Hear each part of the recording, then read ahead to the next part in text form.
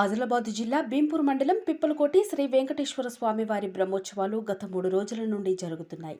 ధ్వజారోహణం, హోమం, సాంప్రదాయబద్ధంగా వేద పండితుల మంత్రోచ్చాల మధ్య అంగరంగ వైభవంగా అలివేలుమంగా శ్రీ వెంకటేశ్వర స్వామి కళ్యాణాన్ని ఘనంగా నిర్వహించారు.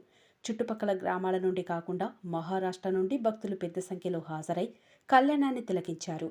జాతరలో భక్తులకు అన్నదానం ఏర్పాటు చేశారు. కార్యక్రమంలో మాజీ సర్పంచ్ కేమ కళ్యాణి గంగయ్య, ఆలయ కమిటీ అధ్యక్షులు కమలాకర్, గ్రామస్తులు, భక్తులు పాల్గొన్నారు. అనాది కాలం నుండి పిప్పల్ కోటి మీద కొండపైన వెలసి ఉన్నాడు. విష్ణు పర్వతానామధిపతి అని పర్వతం మీద ఉన్నటువంటి స్వామికి పవరెక్కుంటుందట. అందుకని ఇక్కడ స్వామి చాలా మహిమాన్వితుడిగా చెప్పబడతాడు. అటువంటి స్వామి బ్రహ్మోత్సవాలు 3 రోజుల పాటు అంగరంగ వైభవంగా జరుగుతాయి. నేడు త్రయోదశి అమృత సిద్ధి యోగం, గురు పుష్య యోగం వేళ ఈ కళ్యాణం, స్వామివారి కళ్యాణం జరగడం విశేషంగా మేము భావిస్తున్నాం. కళ్యాణోత్సవంలో భాగంగా నేడు స్వామివారి ఎదుర్కోలు ఉత్సవం జరిగింది.